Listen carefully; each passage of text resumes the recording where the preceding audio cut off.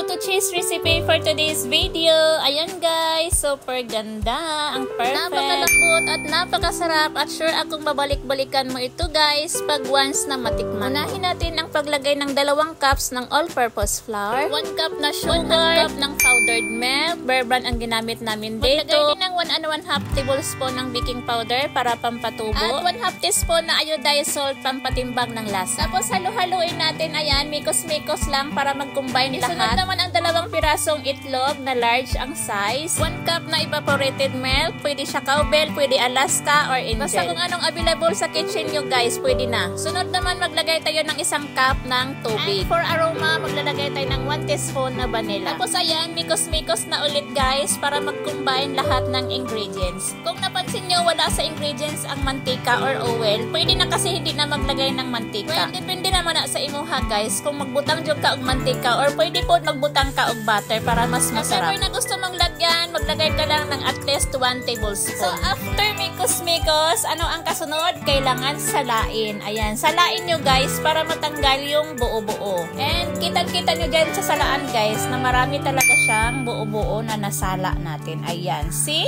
Yung akala mo talaga no na nag-mix na siya ng mabuti, wala nang buo-buo, pero pag sinala mo, doon mo talaga siya makikita. Kaya, importante talaga siya na masala natin, ha? Huwag niyong kalimutan. Then, next, ilalagay natin siya dito sa lagayan. Ayan. Para madali lang yung pagsalin sa mga molder. So, ang size ng ating molder is 1 ounce. At kung tatanungin nyo guys kung ilan ang nagagawa sa isang recipe na ginawa natin ngayon is nasa 75 to 78 pieces na 1 ounce ang size.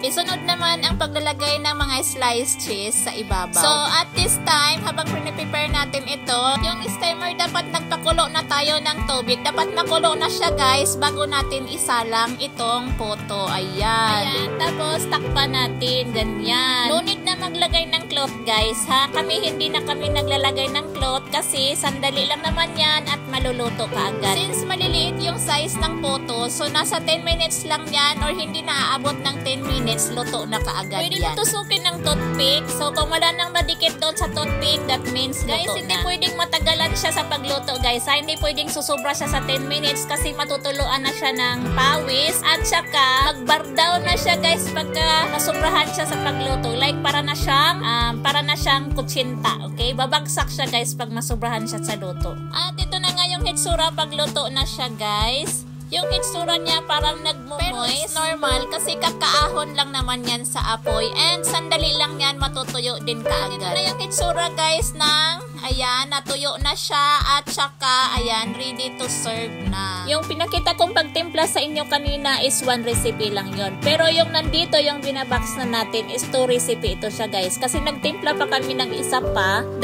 box kasi ang order sa araw na iyan. Ang isang recipe kasi is 70 pesos lang siya. Good for 1 box lang talaga yon. Since 2 box naman yung order, kaya nagtimpla kami ng pangalawa. Ayan, pangalawa guys. Ayan guys ha, for clarification lang talaga kasi baka magtaka kayo bakit kukunti lang yung isang recipe. Samantala dito sa video nakita nyo is madami. Kasi nga guys ha, 2 yan, 2 recipe na yan. So ang box size pala nito na ginamit namin or yung pinaglagyan ng box is size 9x9x2 at binibinta namin ito ng 300 pesos, yung 70 pieces na puto cheese. So, ayan guys, we're done. Ilalagay ko na lang sa description box ang list ng full recipe. Guys, so sa lahat na makapanood ng videos na ito, paki-share naman at saka paki-subscribe na din ng aking YouTube channel para sa susunod na mga recipe na aking i-upload. Ayan, para updated po tayo guys. Thank you, bye!